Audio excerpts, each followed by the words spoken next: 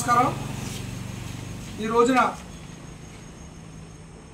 మాజీ మంత్రివర్యులు మాజీ పార్లమెంట్ సభ్యులు జగ్గంపేట నియోజకవర్గ వైఎస్ఆర్ కాంగ్రెస్ పార్టీ ఇన్ఛార్జ్ తోట నరసింహం గారి ఆదేశాల మేరకు 27వ తారీఖు అనగా శుక్రవారం రోజున జగన్ గారు నిర్వహించినటువంటి కరెంటు ఛార్జీలపై బాధుడు కార్యక్రమానికి సంబంధించి పోస్టర్ను రిలీజ్ చేయడం జరిగింది।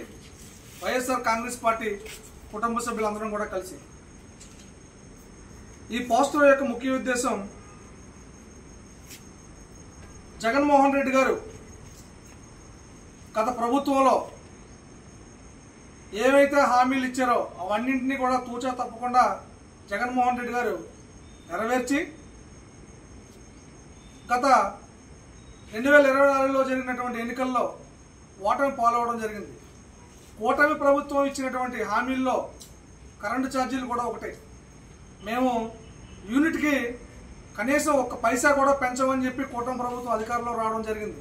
కానీ వచ్చిన 6 నెలల కాలంలో సుమారుగా 16,000 కోట్ల రూపాయలు ప్రతి వినియోగదారుడి పైన యూనిట్కి సుమారుగా రూపాయి నుంచి రూపాయిన్నర వరకు పెంచినటువంటి దాఖలాలు ఈ బిల్లులో ప్రతి ఒక్క వినియోగదారుకి రావడం జరిగింది।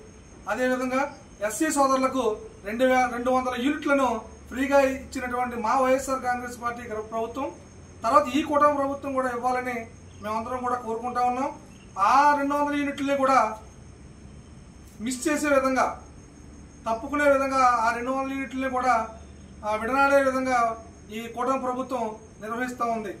ప్రతి ఒక్క వినియోగదారుడికి కూడా లబ్ధి చేకూరాలని మా వైఎస్ఆర్ కాంగ్రెస్ పార్టీ వినియోగదారుల నుంచి రేపు 27వ తారీఖున జగ్గంపేట నియోజకవర్గంలో ర్యాలీగా బయలుదేరి వెళ్లి డిఈ ఆఫీస్ నందు ఒక రిప్రజెంటేషన్ ఏదైతే యూనిట్ మీద పెరిగినటువంటి ఛార్జీలు ఏవైతే ఉన్నాయో విద్యుత్ ఛార్జీలు ఏవైతే పెరిగినాయో వాటిని వెనక్కి తీసుకోవాలని తగ్గించి వినియోగదారులకి ఇవ్వాలని రానున్న రోజుల్లో ఏ ఒక్క మీరు ఇచ్చినటువంటి హామీని కూడా నెరవేరుస్తానని చెప్పారు కాబట్టి ఆ హామీలకు అనుగుణంగా మీరందరూ కూడా కూటమి ప్రభుత్వం మసులుకోవాలని మేము 27వ తారీఖున ధర్నా చేపట్టడం జరుగుతుంది।